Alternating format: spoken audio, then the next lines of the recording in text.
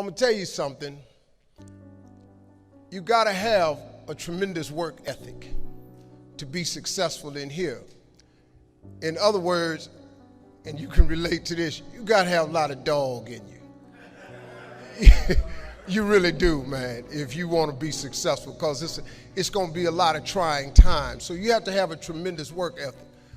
But you got to have faith. Faith without works is dead. You hear it all the time. You go to church and you learn all these scriptures, but then you don't apply none of them to your life. You're looking at a man who has made the simple application of 3 or 4 scriptures and maxed them out to get here.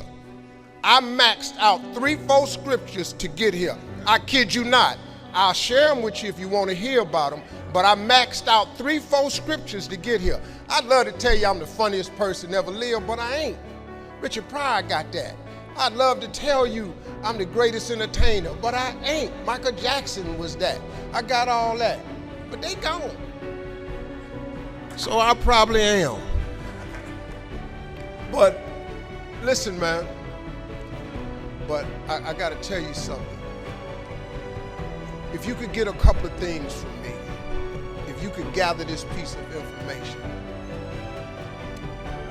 Albert Einstein said once, he said, imagination is everything. It's the preview to life's coming attractions. Now I want you to get this now. Imagination is everything. It's the preview to life's coming attractions.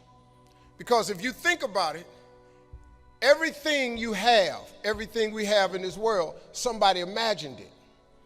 It's your imagination is tremendous. Somebody was sitting on the phone one day talking with a cord to the wall and said, man, I wish I could just go outside with this phone. Everybody in here got a cell phone. Somebody imagined that. Somebody got tired of riding in a wagon cross country from slavery to freedom. Somebody said, I wish we had something that made these wheels move by themselves. We drive cars. People got tired of driving from New York to LA. Somebody said, I wish we could fly. We got airplanes. Imagination is everything. It's the preview to life's coming attractions. Your real life, the one God really got for you, is in your imagination. It is not in your current situation or your current paycheck. And if you've been living like that, you have then restricted yourself to a commonality that is really not yours. Because what really God got for you is really in your imagination. Now, since there's a lot of church folk in here, let me tie that to a scripture, because this one you really start affecting black folk.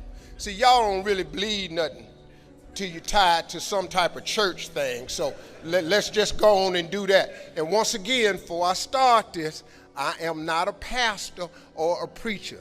So there is a scripture that Albert Einstein took this quote from. It's like the book The Secret. The Secret is one of the top-selling motivational books ever. But if you read the book The Secret, it's all biblical. Everything comes from the Bible. You really don't need self-help books. You don't need the magic of thinking big, the power of positive thinking, how to win friends and influence people, Think and Grow Rich, the Winner's Circle. I've read them all. All of that information is in Proverbs, all of it. But let me give you this scripture. You've all heard this, right?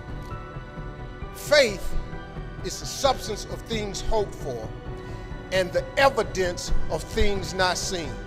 So when I told you a minute ago, you got to have a tremendous work ethic, but you got to have a lot of faith. I talk to so many people who get older, like some of us are, and they've lost their faith.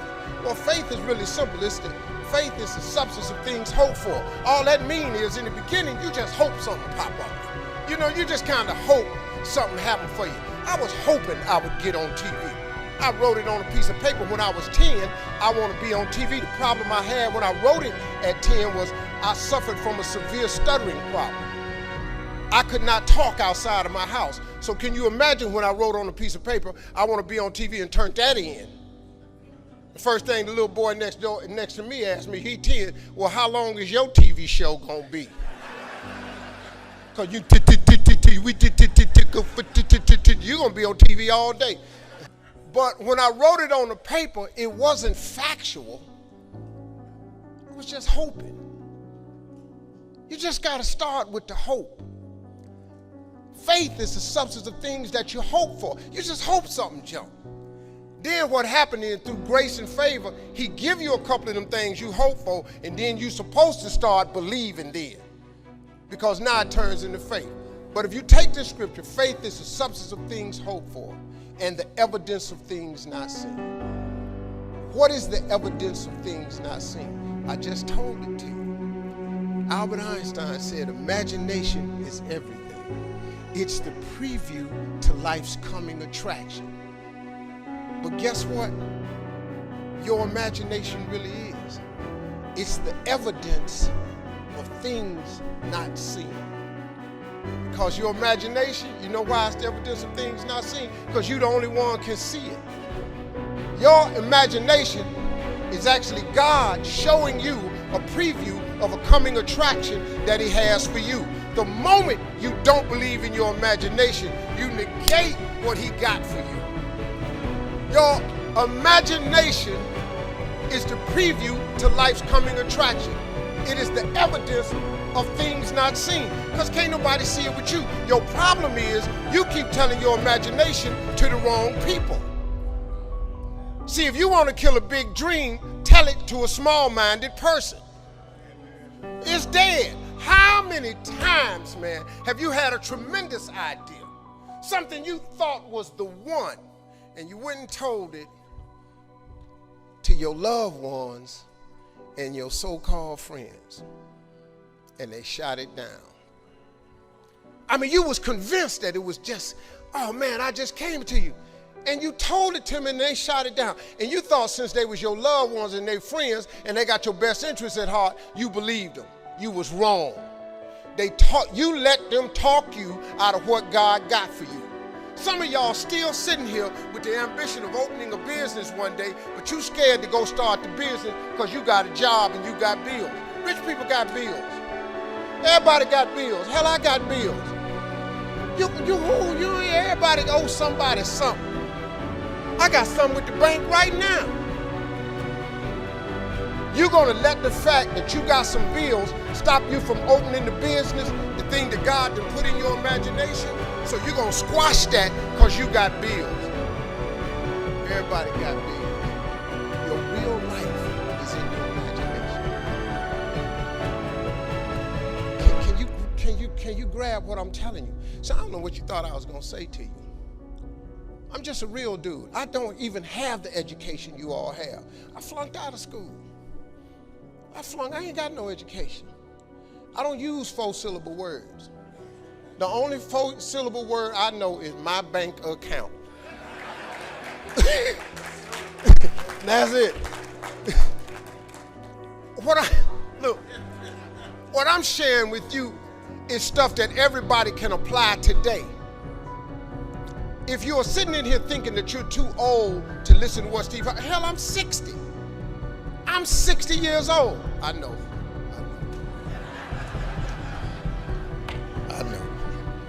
You can't believe it. I know. He's so fly. I know. But I'm 60. But I still rely on my imagination. See, if you think you're too old to make it, let me give you a prime example.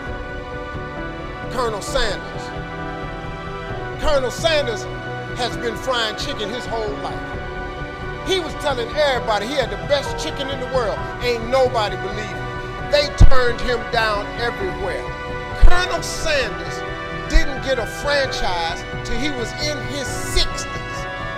Kentucky Fried Chicken sell more chicken than anybody in the world today. So if you're sitting there thinking because you got a little gray on you, you too late, as long as God waking you up in the morning, that's the sign that he ain't through with you.